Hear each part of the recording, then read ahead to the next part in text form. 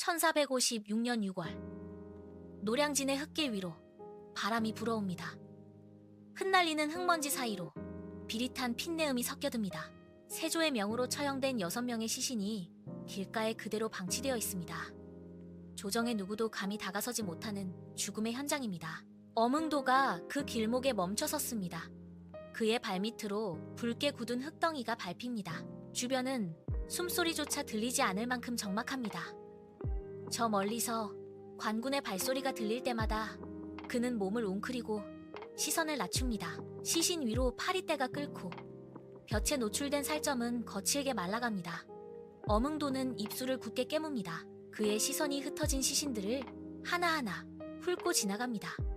아무도 거두지 않는 이 참혹한 광경 앞에서 그는 멈춰서서 주변을 경계합니다. 숲속에서 들려오는 작은 나뭇가지 부러지는 소리에도 그는 온몸의 근육을 긴장시킵니다. 조정의 눈을 피해 이곳에 남겨진 것은 오직 죽음과 그를 지켜보는 어흥도뿐입니다. 그는 떨리는 호흡을 억누르며 흩어진 시신들 사이로 한 걸음씩 더 다가갑니다. 어흥도는 허리춤을 더듬어 낡은 가마니를 꺼냅니다. 거칠고 뻣뻣한 가마니의 질감이 손바닥에 닿습니다. 그는 첫 번째 시신 곁으로 다가가 무릎을 굽힙니다. 굳어버린 사지를 조심스럽게 들어 올리는 그의 손끝이 미세하게 떨립니다. 시신을 가마니 위에 올리고 끈으로 단단히 묶습니다. 흙먼지가 묻은 시신의 얼굴 위로 가마니를 덮어 씌우는 그의 동작은 신중합니다. 그때 덤불 너머에서 묵직한 발소리가 들려옵니다. 어흥도는 즉시 몸을 낮추고 시신 뒤편의 덤불 속으로 파고듭니다. 거친 나뭇가지가 살땀을 긁지만 그는 숨조차 쉬지 않습니다. 관군의 투구 그림자가 흙길 위를 길게 가로지르며 지나갑니다. 그는 덤불 틈으로 흙바닥을 움켜쥔 채 관군이 멀어질 때까지 근육을 팽팽하게 긴장시킵니다. 발소리가 완전히 잦아들자 그는 다시 시신을 향해 기어나옵니다. 차가운 시신의 무게가 그의 어깨를 짓누릅니다. 그는 주변을 다시 한번 살피고 시신을 짊어지기 위해 몸을 일으킵니다. 이제부터는 오직 그와 죽은 자들만이 이 길 위에 남았습니다. 밤이 깊어지자 어흥도는 다시 움직입니다. 칠흑 같은 어둠이 노량진 강가를 뒤덮었습니다. 그는 가마니에 싼 시신을 등에 업고 산기슭을 향해 발을 꼽니다. 발밑에 마른 덤불이 밟힐 때마다 바스락거리는 소리가 귓가를 파고듭니다. 그는 소리를 죽이기 위해 발끝으로 지면을 조심스럽게 딛습니다. 등 뒤에 닿는 시신의 무게가 걸음마다 묵직하게 흔들립니다. 강물 소리가 멀어지고 산길의 경사가 가팔라집니다.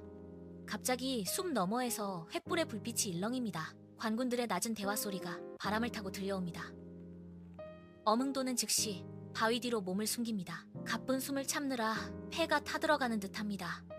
횃불이 지나갈 때까지 그는 바위 틈에 몸을 밀착한 채 굳어버린 시신의 차가운 감촉을 등 뒤로 느낍니다. 관군의 발소리가 완전히 사라진 뒤에야 그는 다시 몸을 일으킵니다. 땀방울이 눈을 찔러 시야가 흐려지지만 그는 닦을 여유조차 없습니다. 오직 앞을 향해 산깊게의 은밀한 장소를 향해 그는 묵묵히 발걸음을 옮깁니다. 주변에는 오직 밤바람 소리와 그의 거친 호흡만이 가득합니다. 어흥도는 산기캑의 비탈진 곳에 차비를 내리꽂습니다. 쇳소리가 날카롭게 울리며 딱딱한 황토 바닥에 튕겨나갑니다. 땅은 마치 돌처럼 굳어 있습니다. 그는 다시 온 힘을 다해 비를 내리칩니다. 흙덩이가 튀어오르고 그의 손등 위로 흙먼지가 덮입니다. 먹기질이 반복될수록 그의 어깨 근육이 비명을 지릅니다. 그는 먹기를 내려놓고 맨손으로 흙을 파내기 시작합니다. 손톱 밑으로 흙이 파고들고 날카로운 돌조각에 손가락 끝이 찢어집니다. 붉은 피가 흙과 섞여 검게 변합니다. 통증이 온몸을 타고 흐르지만 그는 멈추지 않습니다. 새벽이 밝아오는 기미가 동쪽 하늘에 희미하게 번집니다. 시간이 없습니다. 그는 부미와 손을 번갈아 쓰며 구덩이를 넓힙니다. 거친 숨소리가 숲속의 정적을 깹니다. 땀은 비오듯 쏟아져 눈을 찌르고 그는 팔뚝으로 얼굴을 거칠게 훔치며 다시 땅을 파헤칩니다. 6개의 구덩이가 완성되어야 합니다. 그는 찢어진 손가락을 흙 속에 박아 넣으며 마지막 남은 힘을 쥐어짜내어 흙을 밖으로 밀어냅니다. 새벽의 푸른 기운이 숲을 덮치기 전, 동이 트기 직전 6개의 봉분이 나란히 흙 위로 솟아오릅니다. 어몽도는 쥐를 내려놓고 흙투성이가 된 손을 털어냅니다. 그의 손가락 끝은 짓물러 있고 흙바닥에는 핏자국이 선명합니다. 그는 봉분 앞에 꿇어앉아 주변을 살핍니다. 묘비 하나 세울 수 없는 참담한 현실입니다. 그는 숲을 뒤져 크기가 다른 돌 6개를 찾아냅니다. 돌을 하나씩 봉분 꼭대기에 올리고 그 위에 다시 흙을 덮어 다집니다. 손바닥으로 흙을 토닥이는 그의 움직임은 마치 시신을 어루만지는 듯 조심스럽습니다. 새벽 공기가 차갑게 내려앉지만 그의 이마에는 땀방울이 맺혀 있습니다. 그는 마지막 돌을 덮은 뒤 그 자리에 무릎을 꿇고 고개를 숙입니다. 사방은 죽은 듯 고요합니다. 그는 자신의 손으로 직접 만든 이 무덤들이 언젠가 세상에 드러날 것임을 직감합니다. 그 대가로 자신이 치러야 할 목숨을 이미 각오한 듯 그는 흙바닥에 이마를 대고 한참을 움직이지 않습니다. 새벽빛이 봉분 위로 서서히 내려앉으며 그가 지켜낸 6개의 무덤이 비로소 완전한 형태를 갖춥니다. 며칠 뒤 마을 장터에 흉흉한 소문이 돌기 시작합니다. 사육신의 시신을 수습한 자를 찾는다는 관아의 방이 곳곳에 붙습니다. 어몽도는 배기를 씻던 물가에서 그 소식을 듣습니다. 그는 즉시 집으로 달려가 짐을 챙깁니다. 방 안에 남겨진 가족들을 뒤로하고 그는 문고리를 잡은 손을 떨며 뒤도 돌아보지 않고 마당을 나섭니다. 마을 어귀를 벗어나자마자 그는 숲길로 뛰어듭니다. 뒤에서 들려오는 말발굽 소리에 심장이 요동칩니다. 그는 덤불을 헤치고 가파른 비탈을 기어오릅니다. 마을의 불빛이 멀어질수록 그의 호흡은 거칠어집니다. 날이 저물면 그는 굴 속에 몸을 웅크리고 날이 밝으면 다시 낯선 산길을 걷습니다. 정착할 곳은 어디에도 없습니다. 그는 남의 집 헛간에서 쪽잠을 자고 산나물을 뜯어 허기를 채웁니다. 한 곳에 머물지 못하는 삶은 그를 더욱 메마르게 만듭니다. 사람들의 눈을 피해 고개를 숙이고 걷는 것이 그의 일상이 됩니다. 그는 숲의 그림자 속으로 사라지며 자신의 존재를 지우고 또 지웁니다. 산비탈을 따라 좁은 오솔길을 내려오던 어몽도의 발걸음이 멈춥니다. 길목 저편에서 관군 3명이 말을 타고 다가옵니다.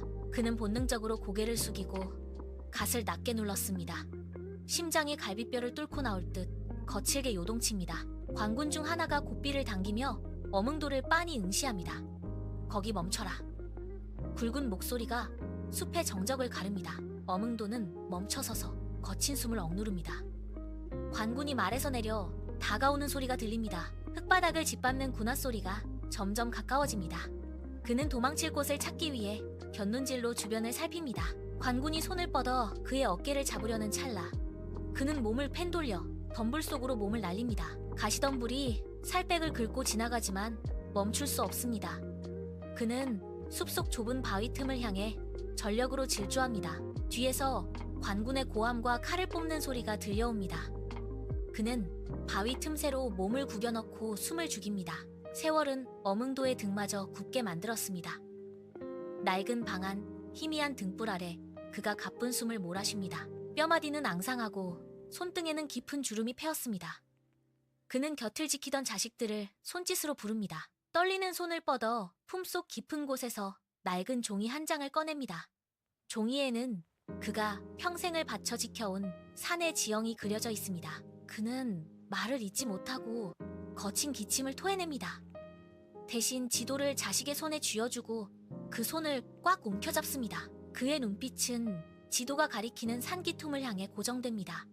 그는 자식의 손을 끌어당겨 자신의 가슴 위에 올립니다. 묘역의 위치를 확인시키듯 손가락으로 지도의 한 점을 꾹 누릅니다. 마지막 힘을 다해 자식의 눈을 똑바로 응시합니다. 그는 입술을 달싹이지만 소리는 나오지 않습니다.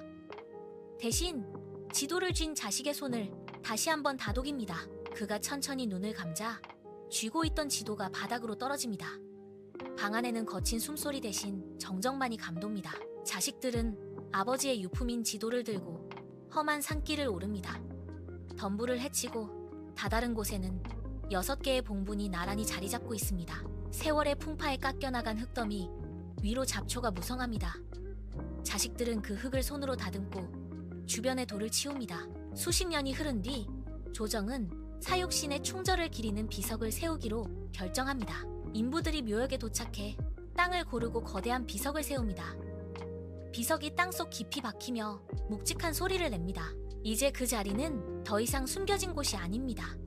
어몽도가 밤새 두미질하며 파헤쳤던 거친 흙바닥 위로 정갈한 돌길이 놓입니다. 비석에 새겨진 글자들은 햇살을 받아 선명하게 빛납니다.